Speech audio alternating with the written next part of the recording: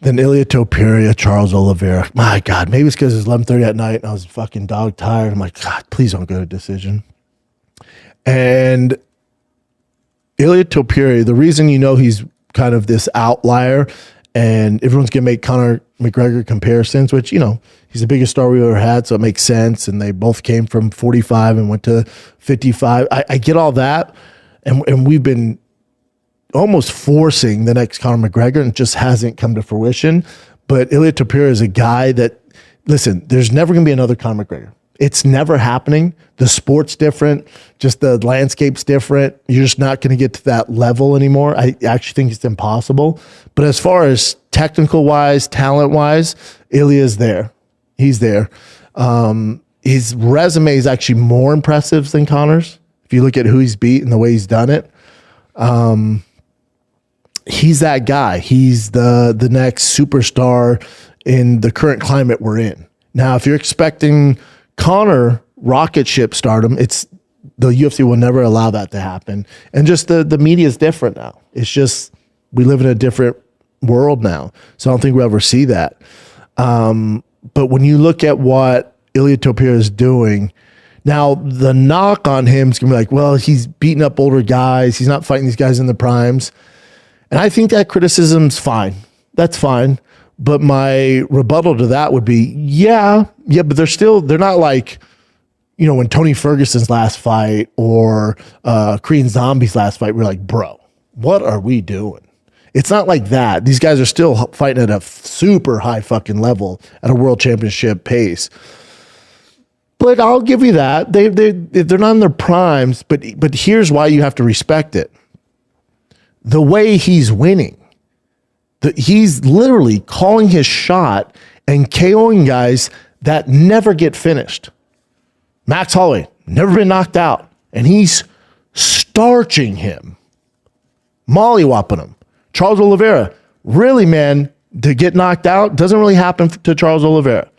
Dude, and he fucking called it, dude. Now, even I'm a big believer in Ilia Topuria, but I said under 2 rounds. There's no way it's going to be under 2 rounds. But to call him the first fucking round, and then maybe, again, it might be my own thing, but, when you see the night before he's celebrating, like he already won, and he's like, oh, we celebrate the camp, and we celebrate this whole, like he's living in the moment, which I'm like, God bless you, man. If you're still, hopefully you win. Otherwise, this is going to be a disaster. Everyone's going to, roast the hell out of you for celebrating before you even win the fucking thing. So he's like celebrating before, which is different. He's drinking wine while he's cutting weight. It's just some foreign shit if you're American. When we're like, oh, what the fuck is he doing, dude? And then even when he's in the octagon, when they're showing him, he's winking at the crowd. He was like kissing, and I'm like, oh, this dude, he's not taking this. He's about to get fucked up. Like, I look at my wife, I'm like, God, I said he'd win under 2. Look at him, man. He act like it's just another day. He's fighting Charlie O, man. This guy's a fucking savage. And he's like kissing at his wife or with his girl and his son. He's like, and then just fucking starches Charlie O, dude. And I said under 2. I didn't expect it to be under fucking in the first round like this. And it, Charlie usually, and the reason I made my prediction is because Charlie, even one of the greatest finishers, one of the greatest 55s of all time, but he likes to get hit. His head movement isn't his thing, so he gets in these back and forth exchanges. And I thought Ilia Topuria's power would transfer from 45 to 55. It was the least of my worries, because we saw him fight Jai Herbert and he fucking murked him. So we know at 55, I thought it would transfer, he'd actually have more power because he's not cutting so much weight. So, and I know Charles gets hit, and it's not like he gets hit later when he gets tired. He just gets hit. That's his thing, and that's why we love him. So I figured it would be an issue for Charles. And dude, when he connected and folded him, dude, oh my God. And then threw down the rows, and then he's different. Again, we're all like forcing this Conor McGregor on him. And he's just different in so many ways. Dude, at the fucking weigh-ins, when he said, I like Charles, it sucks it has to be you. What? I'm so sorry I have to do this to you. What the fuck, That's dude? cold. Scary, dude. And you ever seen, I think it was with Ariel. This is a few fights back. He's doing a FaceTime with Ariel. And Ariel said something.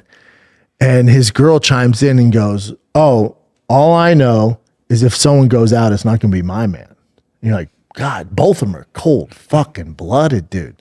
But again, Ilia's not the guy who is going to talk shit and do all that stuff. Patty will bring that side out of him, which we'll get to. But in general, he has so much respect for, Volkanovski and Max Holloway and Charles Oliveira. And his shit talking is just different than Conor's. It's just so fucking cold. Like, oh, man, I love you. I hate I have to do this. What? And then calls it. And it's literally like it's just a knock around the first round. Hand me another glass of wine. What the fuck is going on? What are we doing? This dude is a fucking freak, dude. He's a freak.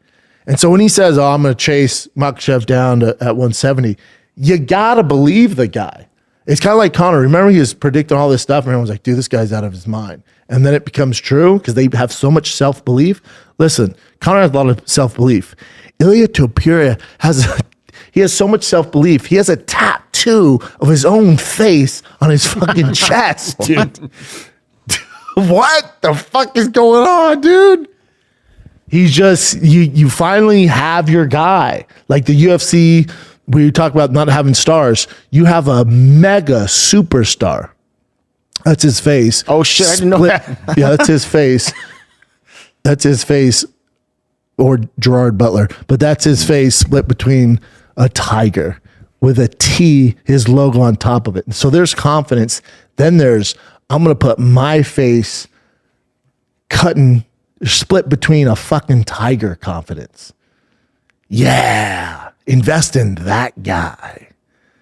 It's just so crazy, dude. And we was like this rise. It's my favorite part of any sport. The rise of stardom. It's the best, and I still feel like he has so many naysayers in the sport. Again, MMA is super negative, and the fan base super negative, and they're not jumping on the Ilia train like they have other guys for whatever reason. I don't know what it is.